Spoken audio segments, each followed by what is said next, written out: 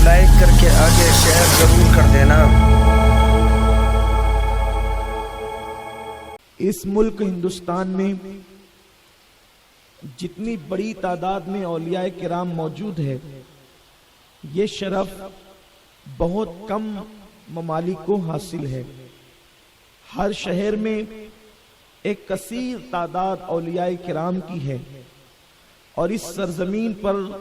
جو ایمان کی روشنی آئی وہ اولیاء کرام کے دم قدم سے ہے۔ یہاں پر اسلامی حکومتوں کا قیام بھی اولیاء کرام کی برکت سے ہوا، اور یہاں اسلام کی آبیاری بھی اولیاء اللہ نے جس خون جگر سے کی ہے، یہ انہی کا حصہ ہے۔ اور میرے پیارے آقا صلی اللہ تعالی علیہ وسلم کے پیارے دیوانوں، قیامت تک اگر اسلام زندہ رہے گا تو اولیاء کرام کے دم قدم سے زندہ رہے گا۔ کیوں؟ اس لیے کہ انسان اسلام کے سانچے میں ڈھلتا کب ہے؟ جب اس کے اندر انقلاب آتا ہے،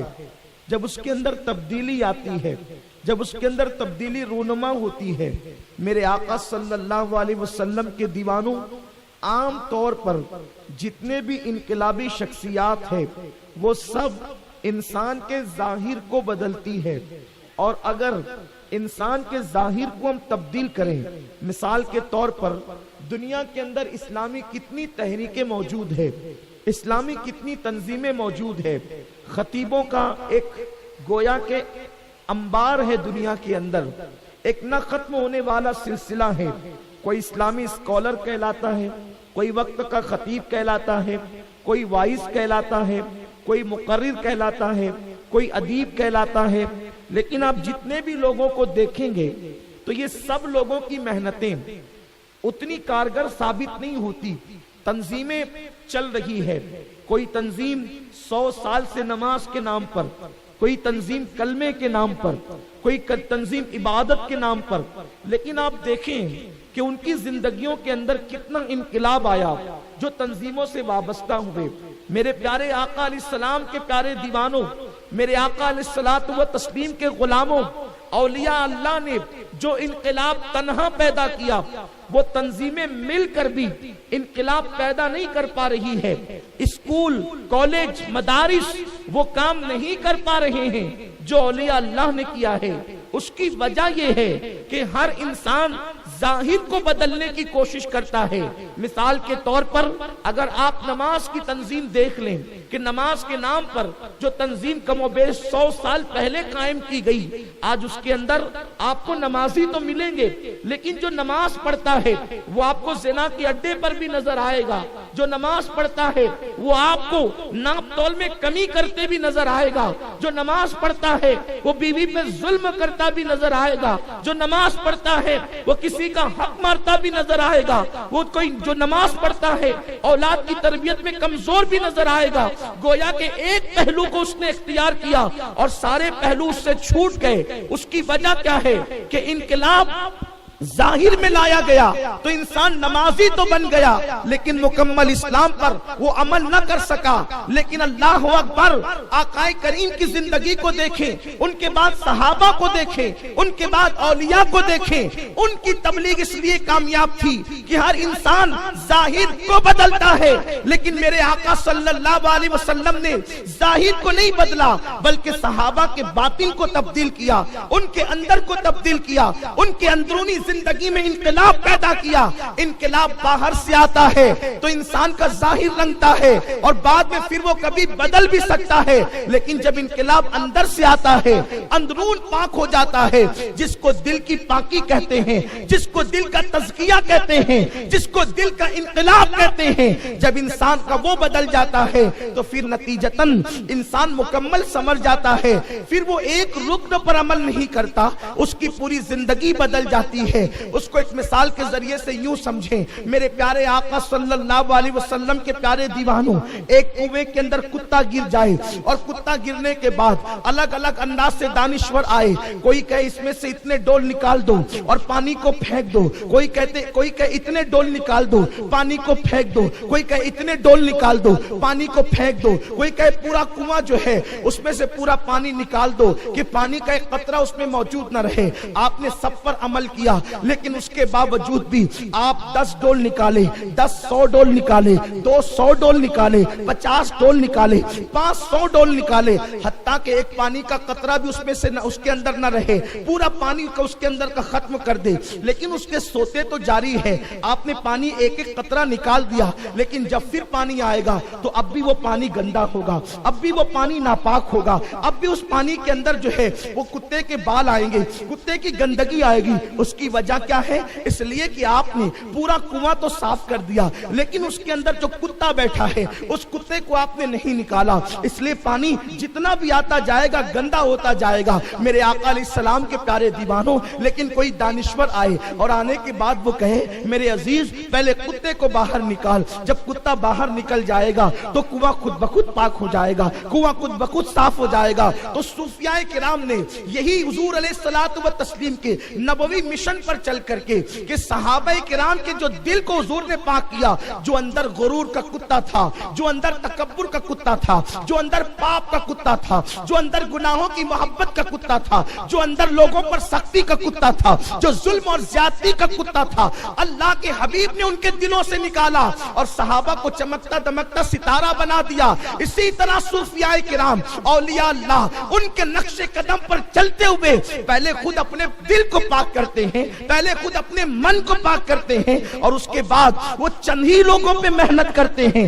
اور چند لوگوں پہ محنت کر کے ان کو اس بلندی پر پہنچا دیتے ہیں کہ جو ان کو دیکھتا ہے وہ اسلام کے دامن میں آنے پر مجبور ہو جاتا ہے۔ آج لوگ ہمیں دیکھ کر اسلام قبول نہیں کرتے، اس لیے کہ ہماری زبان کچھ کہتی ہے، ہمارا عمل کچھ کہتا ہے، یعنی اندرون ہمارے پاک نہیں ہے۔ اور قرآن حضور کی آمد کا مقصد بیان کرتا ہے وَيُزَكِّيهِمْ، کہ یہ دلوں کا تزکیہ کرنے کے لیے آئے تھے، اور جن کے دل صاف ہو جاتے ہیں، جن کے دل پاک ہو جاتے ہیں، جن کا اندرون پاک ہو جاتا ہے، انہی کو صوفیاء اور اولیاء کے نام سے ہم جانتے اور پہچانتے ہیں۔ اب آئیے ان صوفیاء کرام کی زندگی کو دیکھیں۔ میرے پیارے آقا علیہ السلام کے پیارے دیوانوں، سرکار غریب نواز نے چند ایک کو سنوارا۔ مثال کے طور پر حضرت بابا قطب الدین بختیار کاکی کو انہوں نے سنوارا۔ کس طریقے سے سنوارا کہ آپ دلی کی زمین پر بیٹھ گئے تو دلی آپ کے کنٹرول میں آ گیا۔ صوفی حمید الدین ناگوری کو ناگور کی سرزمین پر آپ نے بٹھا دیا، تو کس محبت کے ساتھ آپ نے اہل ناگور کی زندگی میں انقلاب برپا کیا۔ میرے پیارے آقا علیہ السلام کے پیارے دیوانوں، وہ محبتوں کے سفیر بن کر، محبتوں کے دائی بن کر وہ اللہ اکبر زمینوں پر جاتے اور لوگوں کا دل جیتتے اور لوگوں کو قریب کر کے ان کی زندگیوں میں انقلاب برپا کرتے۔ انہی صوفیاء کرام میں ایک اللہ کے برگزیدہ بندے، اللہ اکبر، صاحب عرس سید علاء الدین علی احمد صابر کلیر ہے۔ ان کا ذکر آپ برسوں سے فقیر قادری سے سن رہے ہیں۔ میرے پیارے آقا علیہ السلام کے پیارے دیوانوں، لیکن جتنا بیان ہوا ہے وہ بہت کم ہے اور جتنا باقی ہے وہ بہت زیادہ ہے۔ ابھی پوری زندگی بھی بیان ہوتا رہے تو بھی ان کی زندگی کے نکات ختم نہیں ہو سکتے۔ یہ حضرت سیدنا بابا فرید الدین گنج شکر رحمت اللہ تعالی علیہ کے مرید بھی ہیں، خلیفہ بھی ہیں، بھانجے بھی ہیں اور داماد بھی ہیں۔ میرے آقا صلی اللہ علیہ وسلم کے پیارے دیوانوں، بابا فرید الدین گنج شکر رحمت اللہ تعالی علیہ کو ان کے پیر و مرشد نے وہ نوازا، وہ عنایتیں کی کہ اس کے بعد اللہ اکبر فیض کا ایک دریا جاری ہو گیا۔ میرے آقا صلی اللہ علیہ وسلم کے دیوانوں، یہ بات آپ سن چکے ہیں کہ سرکار صابر کلیر رحمت اللہ تعالی علیہ، ان کا نام علی احمد، ان کے والد کا نام عبد الرحیم عبد السلام، ان کے والد کا نام سید عبد الوہاب قادری اور ان کے والد کا نام سید عبد القادر جیلانی، یعنی ہم سب کے غوث الاعظم دستگیر بغدادی رضی اللہ تعالیٰ عنہ ہیں۔ حضرت صابر پاک کے والد کی ولادت بغداد شریف کے اندر ہی ہوئی۔ اس سے پتہ چلتا ہے کہ یہ سرکار غوث الاعظم رضی اللہ تعالیٰ عنہ کے حقیقی پوتے تھے۔ اور بعض مورخین نے یہ بھی لکھا ہے کہ حضور غوث الاعظم کی ظاہری حیات میں حضور صابر پاک کے والد کی ولادت ہوئی۔ میرے پیارے آقا صلی اللہ علیہ وسلم کے پیارے دیوانوں، بہت اختلاف ہے تاریخ کے اندر۔ آپ مسالک السالکین اٹھا کر دیکھیں، خزینۃ الاسفیاء اٹھا کر کے دیکھیں، اسی طریقے سے اخبار الاخیار اٹھا کر کے دیکھیں، گلزار صابری اٹھا کر کے دیکھیں، ایک مورخ ایک سیرت نگار دوسری کی روایت کو قطعاً معتبر نہیں مانتا، اور اس طریقے سے سدھا اختلاف ہے۔ لیکن ان اختلاف میں نہ میں پڑھنا چاہتا ہوں اور نہ آپ کو پڑھنے کی اجازت دیتا ہوں۔ ہمیں جو روایات پسند آئے، اگر اس میں بزرگی اور فضیلت ہے، ہم اس کو تسلیم کرتے چلے جائیں۔ تو بغداد میں آپ کی ولادت ہوئی، اور آپ جو ہے اپنے والد کی اجازت سے ہرات کی سرزمین پر تشریف لائے، اور شیخ جمال الدین فاروقی رحمت اللہ تعالی علیہ، جو بابا فرید الدین گنج شکر رحمت اللہ تعالی علیہ کے والد تھے، ان سے جب آنکھیں چار ہوئی تو آپ نے ان کو دیکھ کر فرمایا، اے شہزادے، کیا تو عبد الوہاب جیلانی کا بیٹا ہے؟ آپ نے فرمایا ہاں۔ تو ارشاد فرمایا کہ میرے خواب میں امام الانبیاء تمہارے نانا جان تشریف لائے تھے، اور ارشاد فرمایا کہ اپنی بیٹی کا نکاح، اپنی بیٹی ہاجرہ کا نکاح اگر تو نے کسی کے ساتھ کرنا ہے تو اپنی طبیعت سے نہیں کرنا، بلکہ میری اولاد میں عبد الوہاب جیلانی میرے عبد القادر کا بیٹا ہے، اس کے بیٹے کا نام عبد الرحیم عبد السلام ہے، ان قریب وہ ہرات میں داخل ہوگا، اور اسی کے ساتھ تو نے اپنی بیٹی کا نکاح کرنا۔ تو حضرت شیخ جمال الدین فاروقی رحمت اللہ تعالی علیہ، جن کو اس دور میں شیخ الاسلام کا خطاب اس زمانے کے علماء نے دیا تھا، اور آپ بادشاہ کی طرف سے قاضی القضات کے منصب پر فائز تھے، اللہ اکبر، انہوں نے اپنی بیٹی ہاجرہ کا نکاح اللہ اکبر جناب صابر پاک کے والد کے ساتھ کیا، اور اس کے بعد جب آپ کا نکاح ہوا اور آپ کے گھر حضرت صابر پاک کی ولادت ہوئی، تو چونکہ ہرات کی سرزمین پر رافضیت کا کافی دورہ تھا، مولائے کائنات کی محبتین شیخین کو گالیاں دینے والے لوگ تھے، اور شیخ عبد الرحیم عبد السلام ان سے مناظرہ کرتے کیونکہ بہت بڑے عالم تھے، اور آپ جو ہے وہ لوگوں کو بتاتے کہ خلفائے راشدین چاروں حق ہیں، کسی نے کسی کا حق غصب نہیں کیا، لیکن ان سے دشمنی کی وجہ سے اللہ اکبر لوگ جو ہے خاص طور پہ رافضی جناب عبد الرحیم عبد السلام سے اس بنیاد پر بڑا سخت اختلاف رکھتے کہ آپ خلفائے راشدین کو علی کی اولاد ہونے کے بعد حق کیسے مانتے ہیں، اور آپ کے قتل کے در پہ رہتے، آپ کو تکلیف پہنچانے کی کوشش کرتے۔ لیکن اس وقت لوگوں نے دیکھا کہ جس دن حضور صابر پاک کی ولادت ہوئی، غیبی تلوار نے بہت سارے غالی رافضیوں کی گردن کو قتل کر دیا۔ لوگوں کو حیرت ہوئی کہ آج ہرات کی سرزمین پر غیبی تلوار ظاہر ہوتی ہے، اور وہ لوگ جو صحابہ پہ تبرہ کرتے تھے،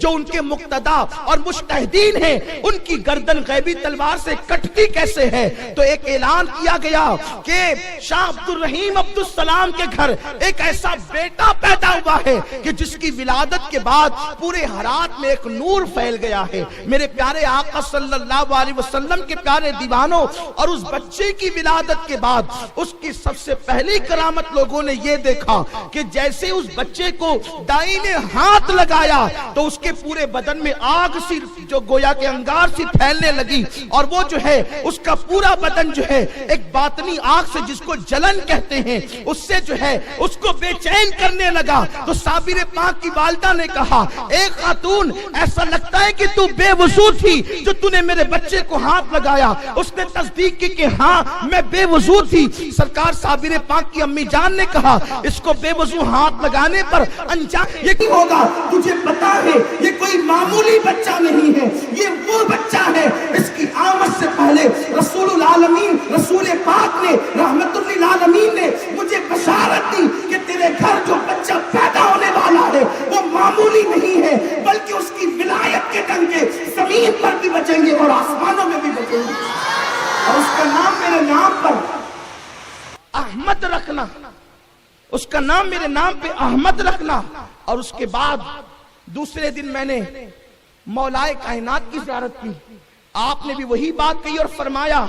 کہ جو بچہ پیدا ہوا اس کی ولایت کے ڈنکے زمین اور آسمانوں میں بجیں گے، اس کا نام میرے نام پہ علی رکھنا۔ اس طرح سے میرے آقا مخدوم العالمین کا نام علی احمد رکھا گیا، اور علاؤ الدین آپ کا لقب ہے۔